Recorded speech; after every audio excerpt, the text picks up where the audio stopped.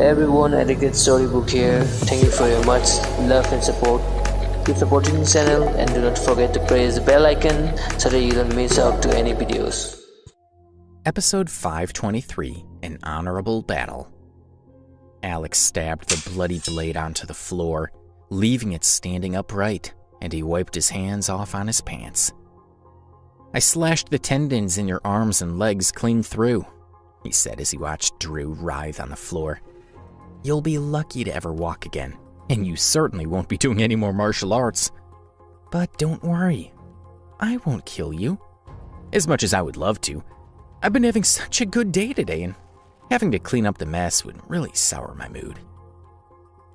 Alex lazily waved his hand at Art, who had been watching the fight from the side of the hall. "Deal with the rest of the ghosts," he said. Art gestured to one of his men, and the man sauntered over to Marie with an axe in his hands. "Stop," Marie pleaded. "Don't kill the messenger." She pulled an envelope from her pocket and handed it to Alex. "Our master wants to arrange a fight," she said, her hands trembling with fear as the color drained from her face. "Oh, does he now?" Alex replied with a faint smile. "What does he have in mind?" "He wants to fight you 1 week from now, on the night of the full moon, in the Canfield Arena," she replied. "It's off-season, so the field will be quiet, and there'll be plenty of space for battle. He doesn't want an ordinary duel with you. It'll be an all-out fight to the death." Alex opened the envelope and read Jacob's message. "Meet me at the Canfield Arena on December 7th for a fight you'll never forget." As the night progressed into the wee hours,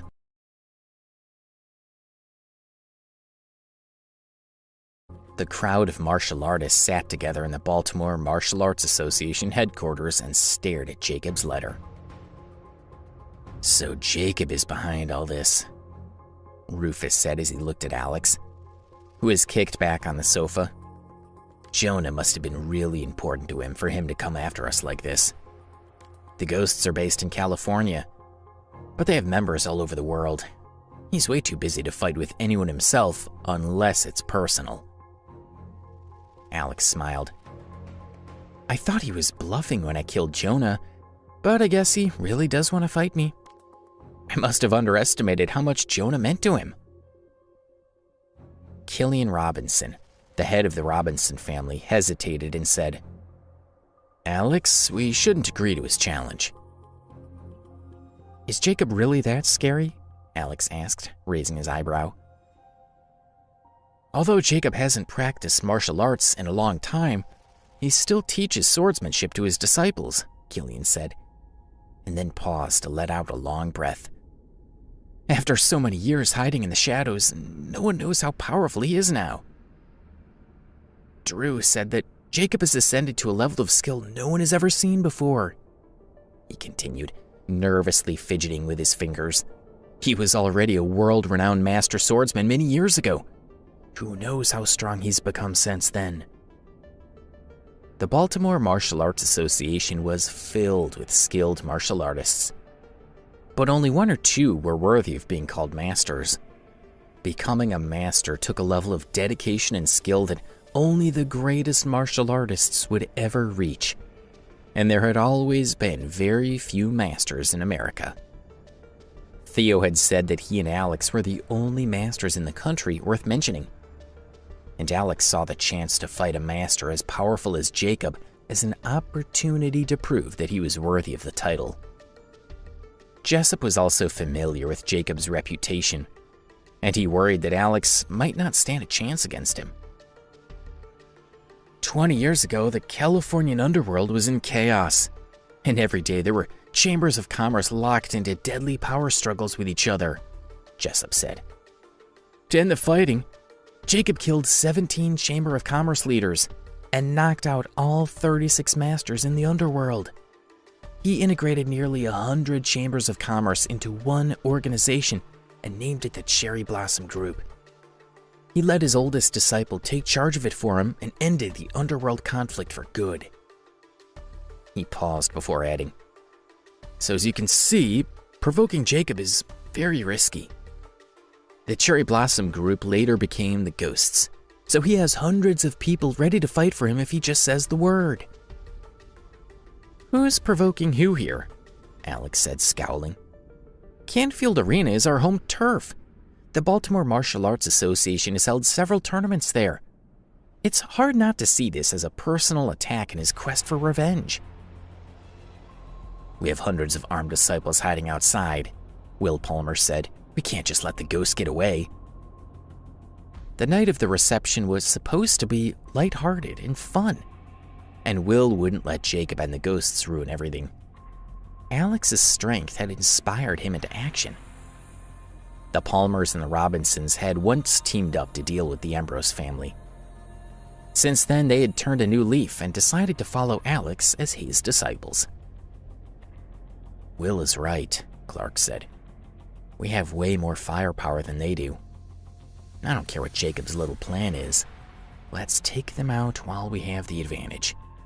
We could hide some explosives around the Canfield Arena and blow Jacob up before Alex even has to lift a finger. Clark was just a step away from becoming a martial arts master himself, and he was a very influential figure in the Baltimore Martial Arts Association. He couldn't bear to see anyone snuff out the organization's biggest rising star on his watch. What are you talking about? A brusque voice asked. Russell Chapman, the head of the Chapman family, stepped forward with a deep frown on his face. Jacob challenged us to a fight, so we should play fair and not use dirty tricks to win, he said. Even if he's a dangerous man and we have a chance to take him out without getting hurt ourselves, we need to fight honorably, or the whole martial arts world will shun us. Alex's reputation will be ruined forever too. And if by some chance you fail to kill Jacob, he'll surely retaliate and use sneaky tactics to take thousands of us out when we least expect it. I think it's best for us to fight him out in the open. Russell's expression was etched with determination. Either we fight a decisive and fair battle, or we turn down his challenge, he said.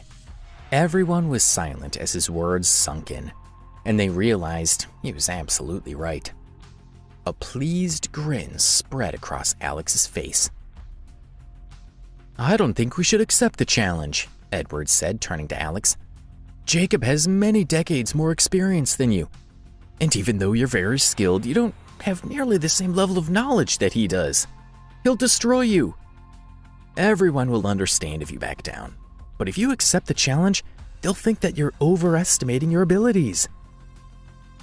Edward's father, Oscar, was loyal to Alex, but he had never told anyone that he had seen Alex kill Theo.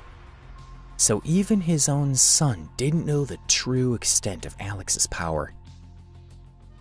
Alex is just a typical master, Edward thought. There's no way he's channeled his inner power to a level that's strong enough to take out Jacob. If he accepts the challenge, he's going to get himself killed. Killian's son, Jeffrey Robinson, said, Let me write a letter back to him saying you won't be fighting him. I don't want you to get hurt. All of the martial artists sat together and discussed what to do.